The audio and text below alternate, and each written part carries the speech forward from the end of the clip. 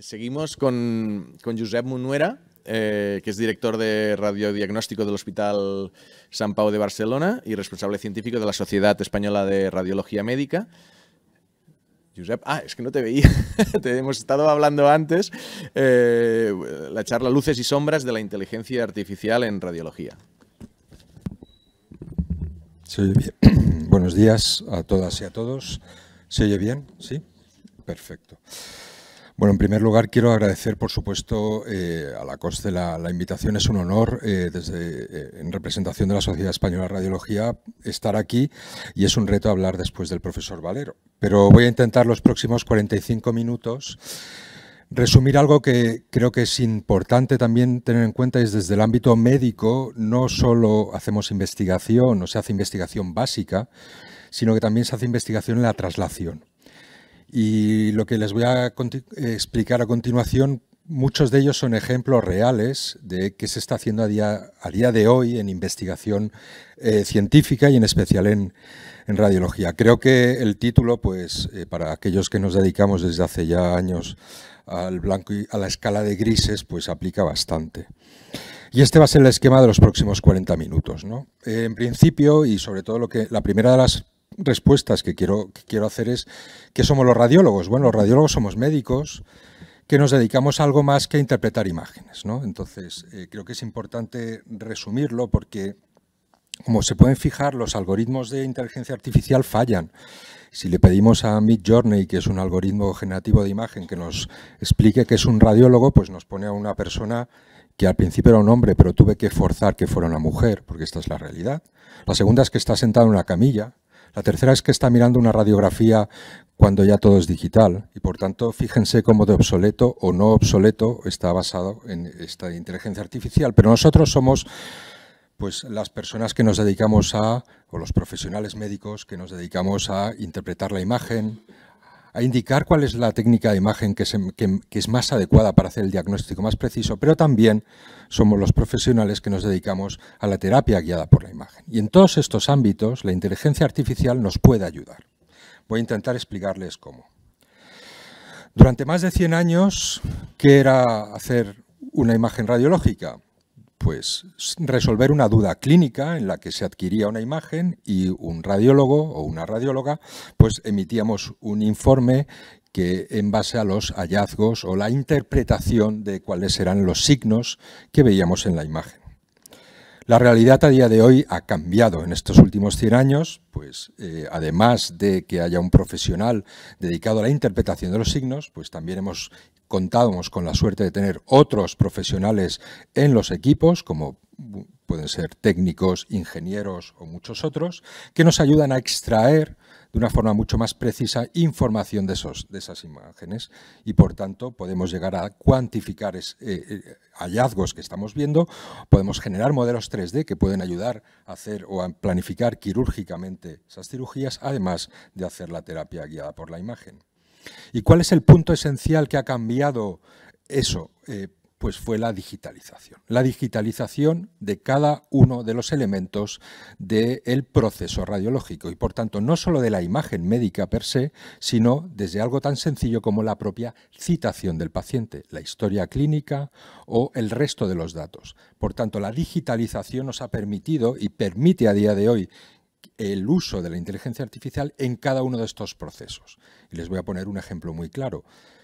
Piensen que con los algoritmos de clasificación, por ejemplo, de distancia paciente a hospital, se pueden establecer modelos de citación en aquellos que puedan tener pacientes con dificultades a la movilidad o que tengan cargas familiares y, por tanto, datos digitalizados nos están ayudando a mejorar en todo el proceso de la atención a los pacientes.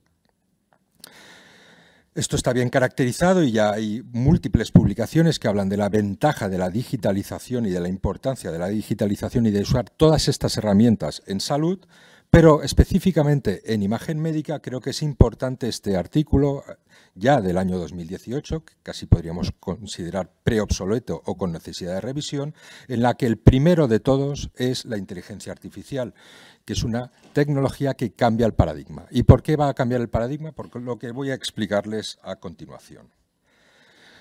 Algunas cifras.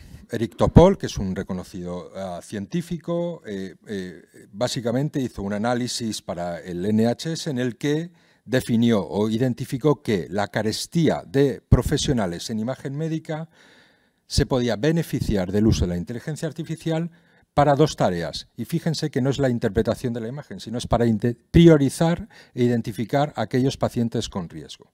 Pero también para optimizar el tiempo, es decir, somos pocos profesionales y hay que mejorar las cargas de trabajo.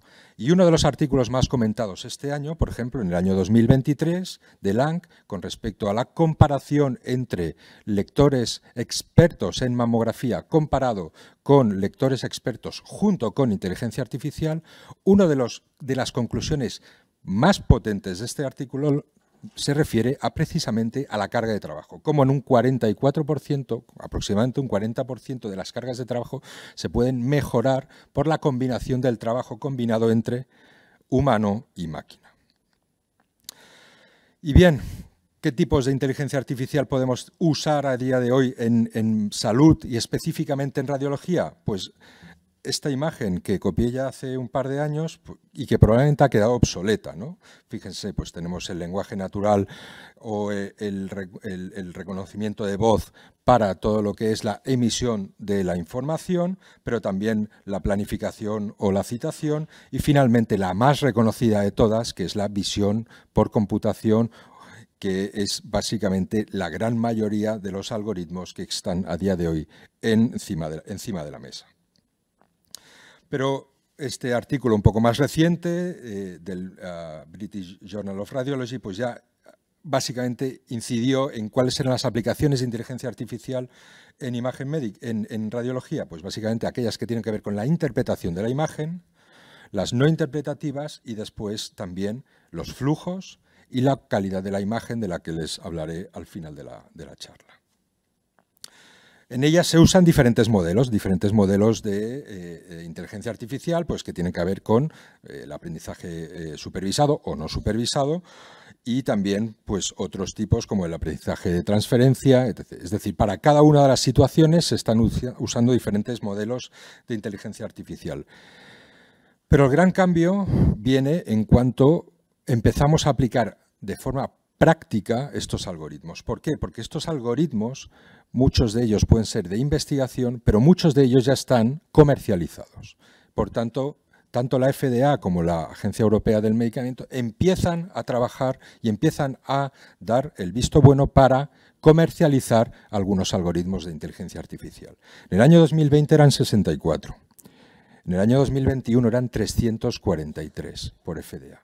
Estamos a un crecimiento exponencial de los algoritmos, no solo de investigación, sino los algoritmos comercializados, por tanto, de aplicación práctica en clínica, que lo que van a hacer es que podamos también hacer investigación con ellos. Y yo creo que esta es la parte que quería incidir. Es decir, no solo estamos en herramientas de desarrollo propio de inteligencia artificial, sino que también entramos en el ámbito de la investigación clínica aplicada de los algoritmos que ya están comercializados. ¿Y eso qué nos lleva? Pues fíjense, a estar en este sistema, ¿no? En este hype en el que la visión por computación prácticamente ya está pasando a ser una tecnología de aplicación clínica diaria. El lenguaje natural le queda, pero llegará en pocos años.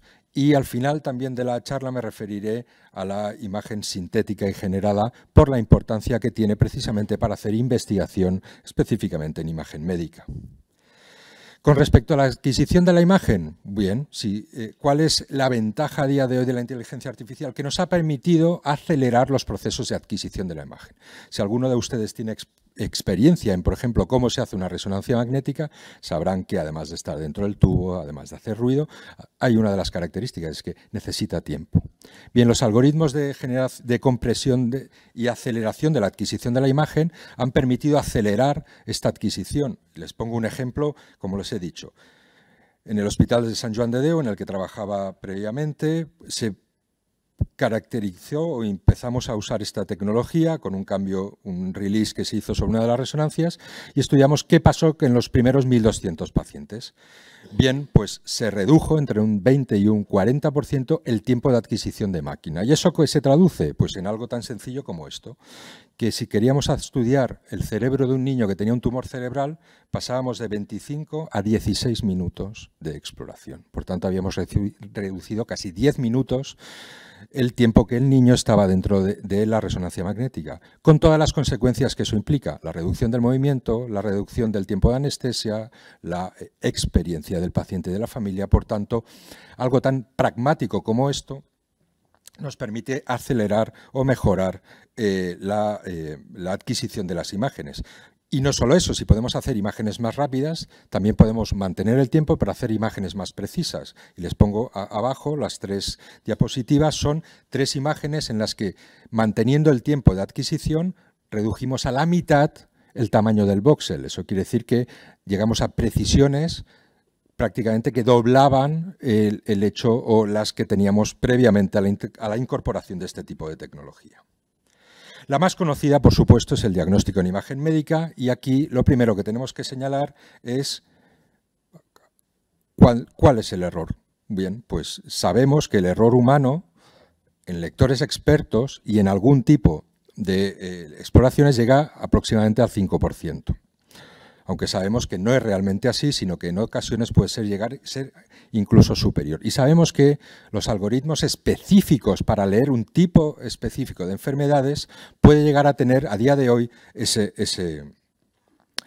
tasa de fallo.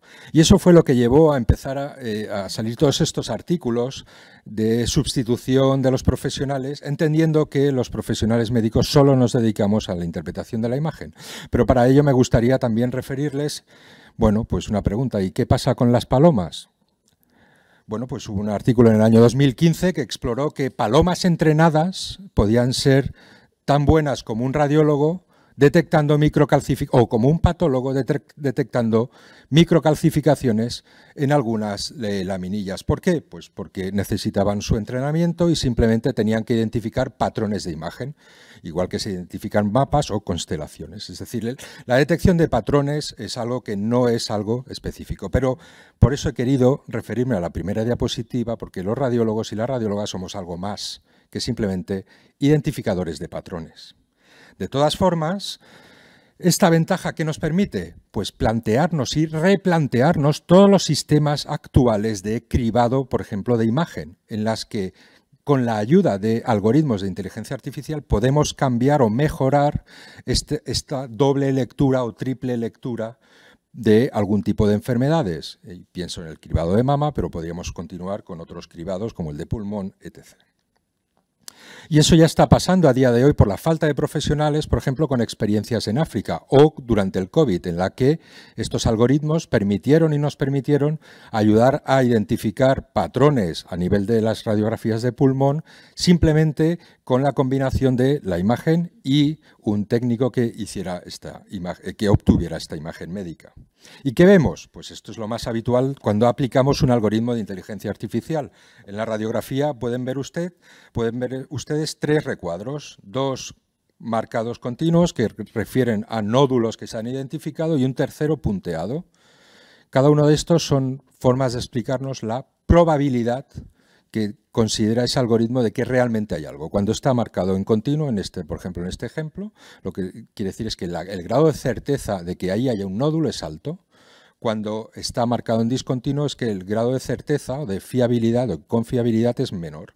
Lo que nos está diciendo este paciente es que tenía 2 nódulos, tiene 2 tumoraciones pulmonares y además un neumotórax. Y evidentemente así fue como comprobamos con el TAC posteriormente. Pasa lo mismo pues, con otro tipo de imágenes, como pueden ver aquí, pues una radiografía en la que se ve una pequeña fractura que necesitas magnificar mucho para identificar, o en este otro ejemplo en el que había una dudosa fractura que luego se confirmó con TAC y resonancia, pero realmente fíjense que dependemos de lectores muy expertos para identificar estos signos, porque de otra forma probablemente la tasa de error del lector no experto supera al del algoritmo y por tanto aquí hay una gran parte de beneficio.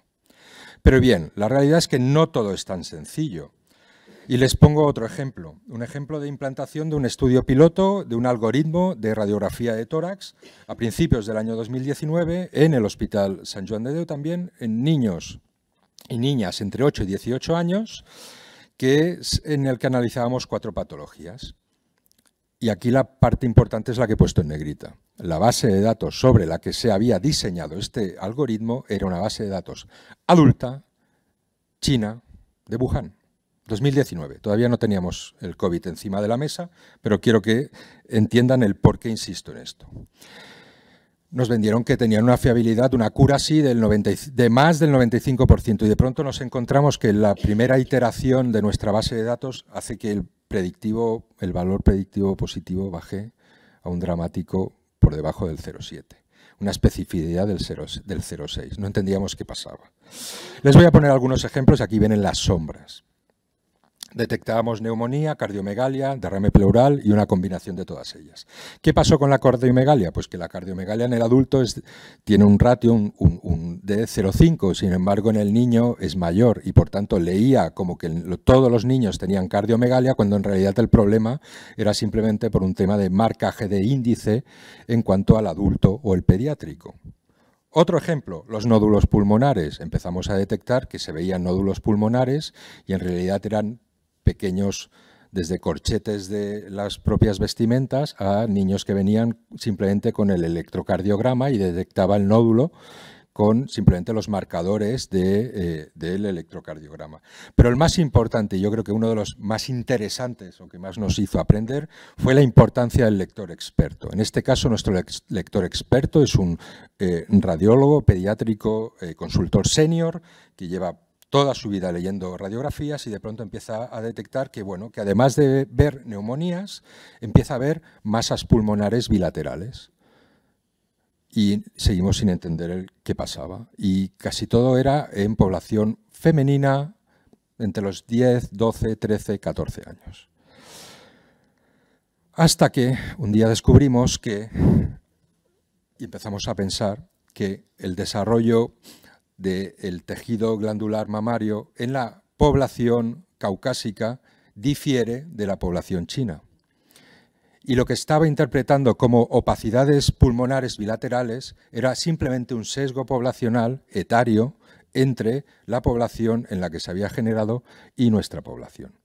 Por tanto, quiero insistir, y yo creo que ya se ha hablado también de ello, de la importancia del humano como el lector experto que entienda qué es lo que nos está enseñando este algoritmo. Pasamos a la cuantificación, porque desde 1896 estamos haciendo prácticamente lo mismo. Interpretamos una imagen y ahora la trabajamos digital, pero el informe radiológico es prácticamente el mismo. Sin embargo, ¿cuál es la evolución? La evolución es lo que nos encontramos a día de hoy. La edad ósea es un ejemplo paradigmático. La clasificación de los menores no acompañados, la clasificación de los pacientes o las pacientes con trastornos de crecimiento se basa en la clasificación de la edad de los pacientes en base a unas tablas que existen. Pero como saben, estas tablas, pues existe una variabilidad humana interobservador. Disponer de herramientas que nos cuantifiquen precisamente estos datos nos mejora a la hora de poder dar un resultado. Y este es otro de los ejemplos que probablemente me atañe más como neuroradiólogo. En la imagen de la izquierda pueden ver una proyección coronal de un paciente con una malformación arteriovenosa y el mismo paciente un año después del tratamiento con el mismo patrón de imagen vascular. Como pueden ver, hay diferencias en la tortuosidad, el grosor de los vasos, el número de los vasos. Muy bien, si además de usar un lenguaje que puede ser descriptivo, podemos llevar a caracterizar cuántos vasos hay, cómo de gruesos son, cuál es su tortuosidad, podríamos llegar a ser mucho más precisos a la hora de decidir si está mejorando, empeorando o qué información transmitimos. Y esto es probablemente uno de los saltos más importantes en radiología. Pasar del modelo cualitativo al modelo cuantitativo, en el que comparando un paciente afecto de una enfermedad oclusiva como una enfermedad de moya-moya, podamos comparar en un año y decir, podamos transmitir al neurólogo que el número de vasos ha disminuido un 15% o que la tortuosidad prácticamente no ha cambiado. Y esos esa información precisa de seguimiento es la que probablemente en los próximos años ayudará y cambiará de forma significativa la imagen médica. Por supuesto, también no solo en arterias, podemos hacerlo prácticamente en cualquier patrón de imagen, como en este caso en las venas cerebrales internas. Perdón. Otro de los ejemplos, y el siguiente paso es, si nosotros somos capaces de interpretar estas características y las podemos extraer y cuantificar, también podemos crear lo que llamamos pasar al salto, que es el salto radiómico, es decir, extraemos características que somos incapaces de interpretar, porque estamos pasando a fenómenos o a parámetros estadísticos en los que nosotros no intervenimos, pero podemos comparar con respecto a datos clínicos de evolución, respuesta al tratamiento, evolución fisiopatológica de las enfermedades. Por tanto, a día de hoy, ser capaces de extraer estas características, cuantificarlas e incluso, aunque no sean cuantificaciones clásicas, sino que sean modelos estadísticos, también nos permiten hacer predicciones, como en este caso el más conocido, que es la aplicación de la radiómica en oncología, en el que sabemos que la combinación con la genómica o la clínica puede mejorar la precisión diagnóstica en pacientes respondedores o no a ciertos tipos de tratamientos. Pero no solo queda ahí. Las enfermedades raras, otro de los hitos de investigación importantes a día de hoy, también se beneficia de la combinación de esta extracción de características con inteligencia artificial, de tal forma que la combinación genética con parámetros de imagen que somos muy probablemente incapaces de identificar por nuestra parte, también nos está ayudando y nos va a ayudar mucho más en el futuro en la clasificación de algunos tipos de enfermedades raras. Paso a tres temas que son menores, pero creo que son importantes, sobre todo por el cómo a día de hoy la inteligencia artificial nos va a poder ayudar. El primero, y ya sé que no voy a entrar mucho en ChatGPT, pero ya empieza a haber publicaciones que hablan de cómo la inteligencia artificial generativa en texto puede ayudar a la salud, y en este caso en particular en radiología. Dar apoyo a la creación de informes, traducir estos informes, consultar información hacia los pacientes pueden ser de ayuda usando estos tipos de inteligencia artificial generativa. Es verdad que todavía está en campo de pruebas, necesita un gran control y entender bien qué estamos haciendo, pero pueden ser o demuestran un cierto potencial en esta habilidad. Como por ejemplo, pues si uno se pone a explorar hasta dónde puede llegar, ya no solo la imagen, el texto generativo, sino también la imagen generativa. Imagínense explicarle a un paciente con la imagen central que eso es una imagen generada a partir de un informe radiológico en el que le explicamos cómo ha quedado su cerebro después de que le hayan extirpado un tumor. Muchos de ustedes probablemente cuando ven una resonancia magnética pueden tener dificultades a entender cuál es la interpretación de la imagen, pero probablemente algunas de estas imágenes pueden ser mucho más fáciles a la hora de interpretar qué es lo que estamos intentando transmitir como profesionales. Y como es un sistema todavía en pruebas, pues se pueden llegar a cometer muchos errores. Por ejemplo, DALL-E 2, que no deja de ser nada más que la versión de ChatGPT para imagen, pues todavía es algo incompleto en el que se generan imágenes de este tipo. Aquí pueden estar ustedes viendo a su izquierda las imágenes reales de un paciente con un tumor abdominal y a su derecha pues algo que parece casi un alien, porque no tiene ninguna realidad anatómica, pero que son los primeros esbozos de cómo se puede representar con estos modelos de inteligencia artificial.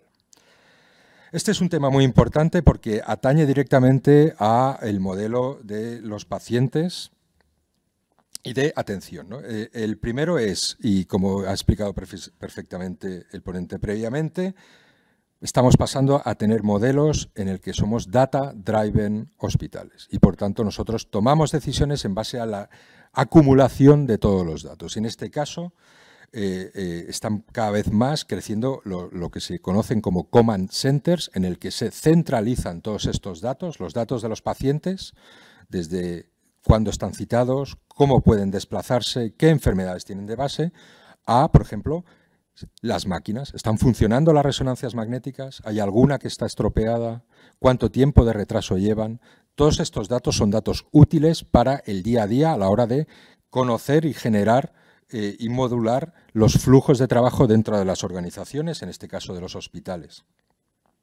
Pero fíjense en este es uno de los algoritmos que ya está comercializado y que directamente nos responde a la pregunta de un audit de control mamográfico. Como saben ustedes, cuando se hacen las mamografías de cribaje, existen unos criterios de calidad que lo que nos informan es de si está bien realizado o mal realizada, en una escala, y eso nos permite, además directamente responde a riesgos, como por ejemplo que en caso de que no esté bien realizada, se excluya el tumor del área de visualización. Bien, estos algoritmos a día de hoy, a tiempo real prácticamente, pueden estar diciéndole al técnico qué área no ha incluido en la mamografía y si debería o no repetirla.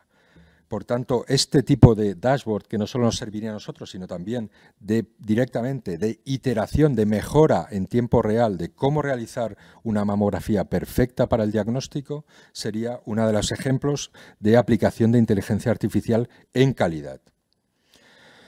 Y si nos preguntamos en un ejemplo de una cirugía, pues piensen, por ejemplo, qué necesita una persona para llegar a hacer una cirugía antes de la visita, durante la visita y durante el tratamiento. Y piensen cómo todos y cada uno de los diferentes tipos de algoritmos pueden ayudar a mejorar en la precisión, en la programación, en la comunicación con el paciente, en el tiempo de cirugía, en el control de riesgos. Y aquí les pongo uno de los ejemplos. Esto es un algoritmo que básicamente clasifica informa de la posición del tubo endotraqueal con respecto a la carina. ¿Por qué es importante esa información? Porque en pacientes que están en la UCI, que están intubados o otro tipo de pacientes, la posición del tubo endotraqueal supone un riesgo o un beneficio para ese paciente. La posición inadecuada, muy alto o muy bajo, puede suponer un riesgo vital para un paciente que además no tiene prácticamente ninguna otra forma de comprobar dónde está posicionado. Los algoritmos de visión por computación nos pueden ayudar a identificar perfectamente la distancia entre la punta y la localización en la tráquea, de forma que nosotros podríamos tener clasificados esos pacientes correctamente. Imagínense en entornos en los que los profesionales no puedan estar entrenados o no hayan recibido todavía un entrenamiento para identificar este tipo de imágenes, ¿cómo puede ayudar la inteligencia artificial? Creo que hasta ahora ha sido una visión bastante positiva, con algunos elementos, en los que han podido ver cuáles pueden ser las limitaciones, pero ahora me gustaría centrarme en algunos de los aspectos que creo que deben trabajarse y creemos que deben trabajarse no solo ahora, sino de ahora y en adelante. Primero de todos es la necesidad de transparencia. Existe, ya también se ha comentado, una necesidad de que el manejo de este tipo de algoritmos, de herramientas, sea un manejo transparente tanto con las bases de datos que se ha usado, sobre todo con el tipo de procesamiento que se usa con estas engines, con estos motores. Por tanto, existen ya iniciativas en las que se están marcando desde el punto de vista de ciencia de salud y en especial en radiología cómo deben ser estos modelos. Otra de las áreas en las que necesitamos trabajar más es en los sesgos de las bases de datos, y a continuación les pongo otro ejemplo real para que vean cómo, haciendo investigación, cuando segmentamos el córtex cerebral en una población, digamos, sana, homogénea o enferma pero homogénea, podemos llegar a tener resultados poblacionales exquisitos. Sin embargo, a la que lo probamos con un paciente pediátrico con un Sturge-Weber, que es una enfermedad que puede tener, digamos que, heterogeneidades a nivel de diferentes regiones, la segmentación ya es totalmente inválida. Por tanto, estamos generando sesgos en los que algunas herramientas no pueden ser aplicables sobre algunos tipos de poblaciones. Y por tanto, este es uno de los puntos que hay que tener en cuenta, la diversidad o cómo incluimos esta diversidad en los algoritmos de inteligencia artificial. La necesidad de mitigar sesgos. Fíjense, y este es un ejemplo paradigmático muy interesante. Es un paciente en el que es un algoritmo en el que se segmentan los campos pulmonares en una radiografía pulmonar para identificar opacidades que en este caso corresponderían a neumonías. El sesgo proviene del propio diseño del algoritmo. Al excluir el corazón, estás excluyendo la parte del tórax que queda detrás del corazón y que también puede tener neumonías. Por tanto, en el propio diseño del algoritmo existe otro sesgo que debemos conocer.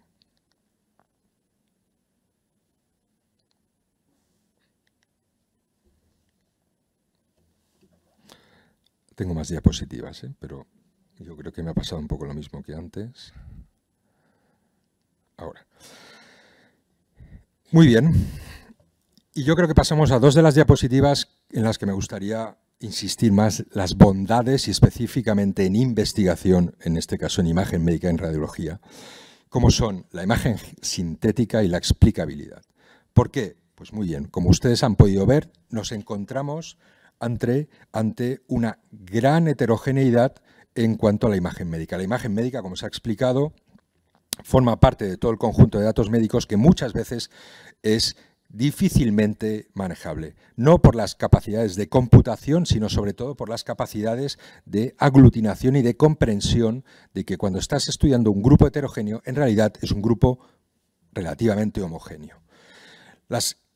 La posibilidad a día de hoy de generar imagen sintética específica de algún tipo de enfermedad nos permite y sobre todo nos permitirá en el futuro crear esas bases de datos a medida a partir de las cuales podremos hacer investigación y sobre todo podemos adelantarnos en generar estos modelos sintéticos generales de enfermedad.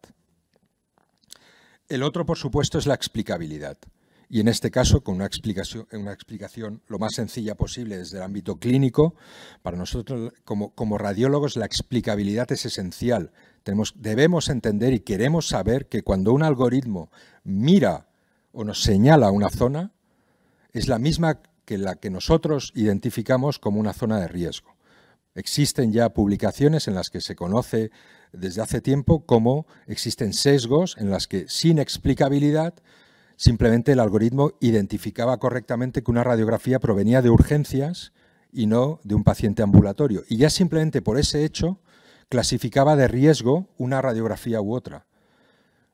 Si queremos adelantar y evolucionar en el conocimiento de la inteligencia artificial en imagen médica, es imprescindible ahondar y avanzar en la explicabilidad. Por tanto, esta es probablemente una de las áreas en las que en el futuro se desarrollará más la investigación en radiología junto, creo, con la imagen generativa. Y estos son unos ejemplos de un grupo investigador al que pertenezco y en el que unas estudiantes, pues, a petición nuestra, generaron estos modelos de explicabilidad de pacientes con malformaciones arteriovenosas en las que se veía y veíamos cómo el algoritmo cuando clasificaba porque miraba las mismas áreas que nosotros determinábamos como patológicas cuando un paciente tiene una malformación arteriovenosa.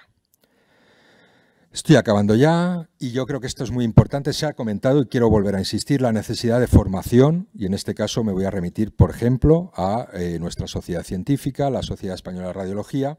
Desde hace ya mucho tiempo incluyó en cada uno de sus congresos una mesa específica para biotecnología, en la que no solo se tratan temas de inteligencia artificial, pero también, por supuesto, además de crear diferentes cursos para la formación continuada para que los profesionales en salud puedan tener este acceso al conocimiento de vanguardia y cómo en el día a día debe aplicarse, tanto para la aplicación clínica como para la investigación, y estos son dos ejemplos.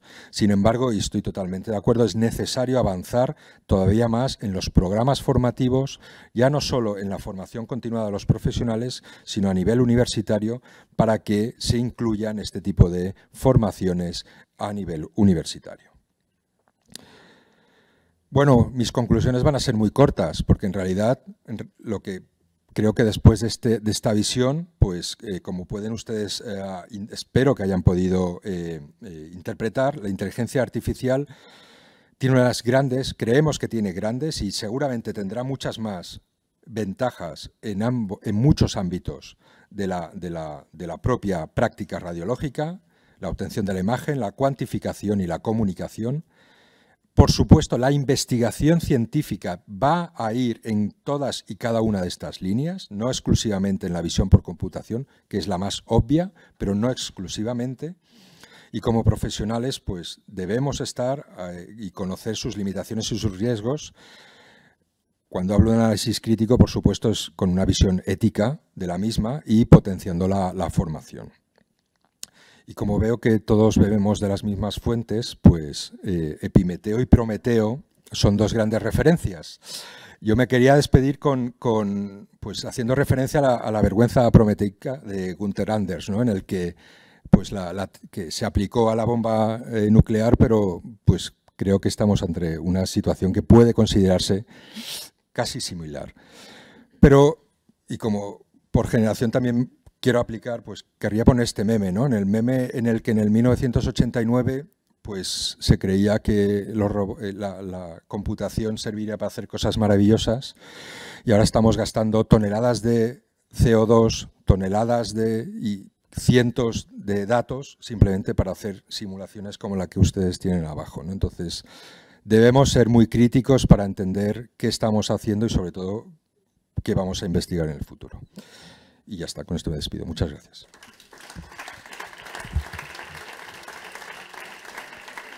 Sí. Perfecto, Josep. Ahora viene la comida. No quiero robarles tiempo de comida, pero un par de comentarios, ¿no? Para si tú con un tono diferente quieres comentar cosas.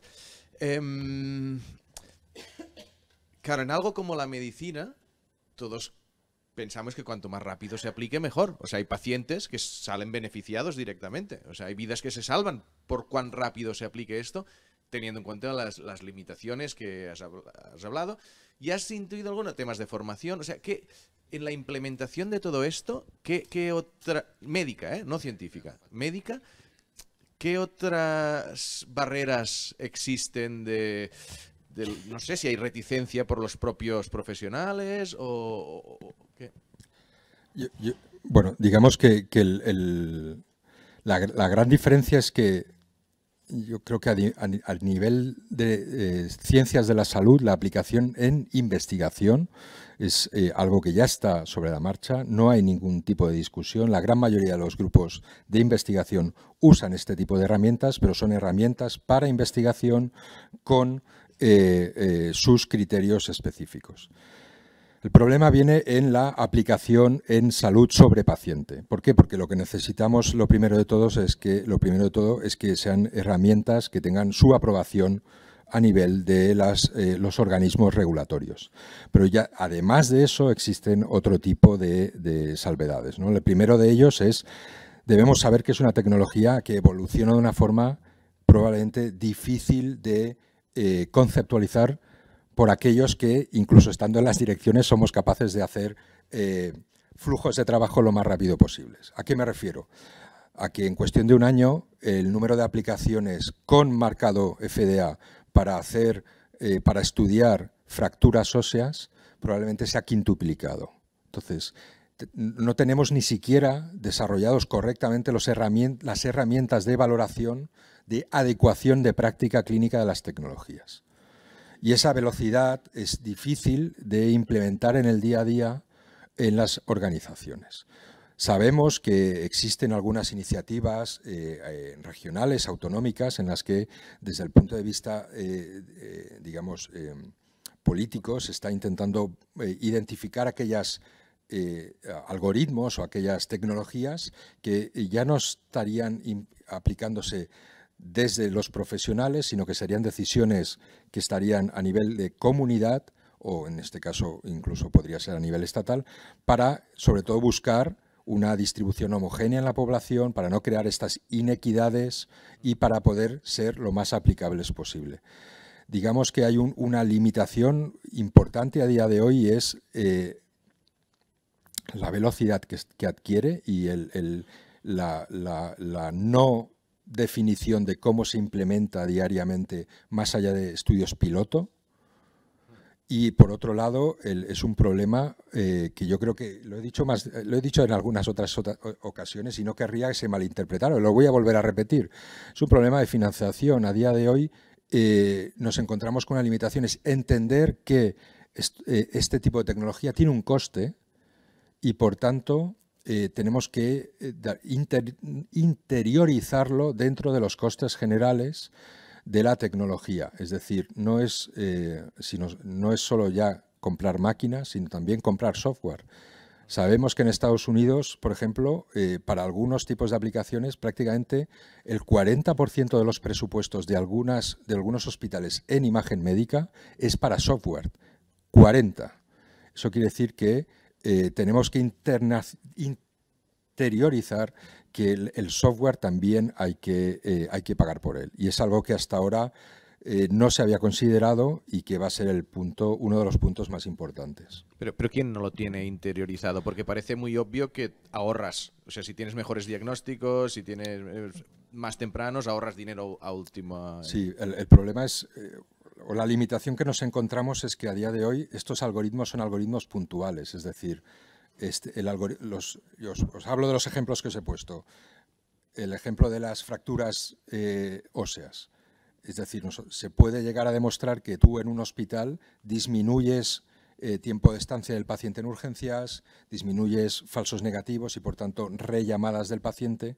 Sin embargo, la heterogeneidad del sistema hace que haya hospitales que probablemente, si no tienen traumatología, pues para ellos no salga a cuenta. Entonces, todavía existe una heterogeneidad muy importante en el sistema, no porque no tenga que existir, sino porque estos algoritmos responden a cosas muy, muy puntuales. Entonces, al final, estamos justo en el principio de la ecuación. Y el salto de saltarse el médico, es decir, imagínate que haga una app en un teléfono que diga, oye, esta mancha yo no la había visto antes, voy a ver qué porcentaje de probabilidad de que sea melanoma es o no, o me voy a mirar el iris a ver si tengo diabetes, o la voz a ver si hay Parkinson. Esta aplicación a las apps, imagino que se está hablando y está lejos, pues sesgos y tal, pero bueno, yo creo que en la última de las últimas diapositivas, yo creo que lo hablaba el fair play a nivel de al menos de imagen en salud, pasa por el hecho de que debe haber siempre una validación de un profesional médico, para bien y para mal. Y de hecho eso es algo que, si no sale en el debate esta tarde, seguro que alguien levantará la mano, que es de quién es la responsabilidad última cuando se comete un error diagnóstico. De la aplicación que ha fallado, del médico que ha decidido no aplicar esa aplicación o del médico que sí que ha decidido, pero luego además ha hecho caso y resulta que al hacer caso ha fallado también. Entramos en un terreno que todavía está en discusión, pero que es apasionante, que es el de la responsabilidad ética en el uso de esta tecnología, que es el mismo que si usamos un avión, que si aceptamos cualquier... Pero debemos hablar de este tema y yo espero que esta tarde salga este y muchos otros en la parte de ética, pero es clave. La reunión de la ética es mandatoria.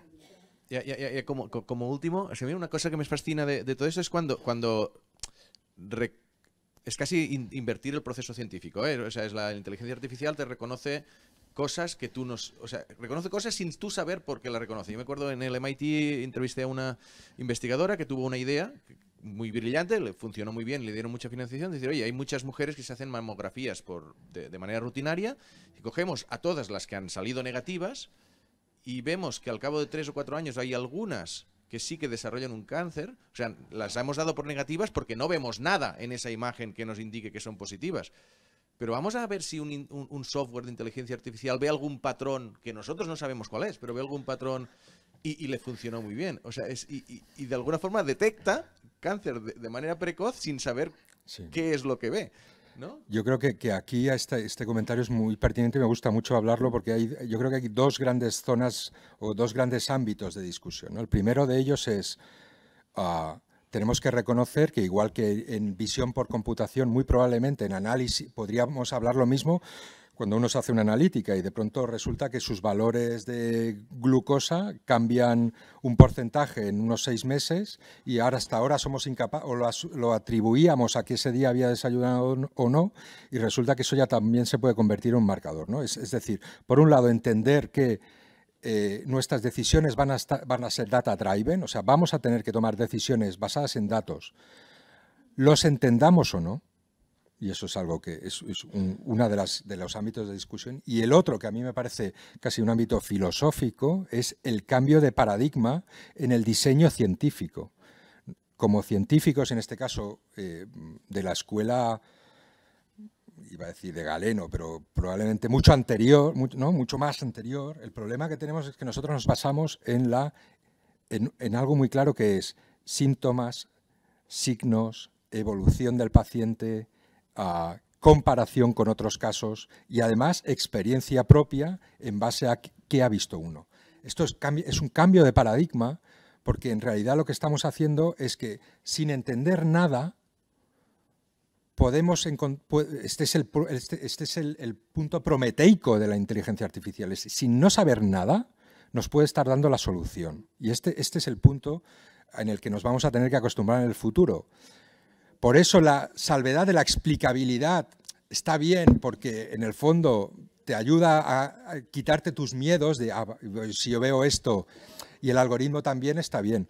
Pero tarde o temprano tendremos que trascender de la explicabilidad y abandonarnos a decir, bueno, pues si nos dice esto, está bien hecho, está bien calculado, es decir, controlar cómo el algoritmo nos da esta información y entonces abandonarnos en el sentido positivo, o sea, aceptarlo. Perfecto, pues nada, son los 2 en punto, o sea que...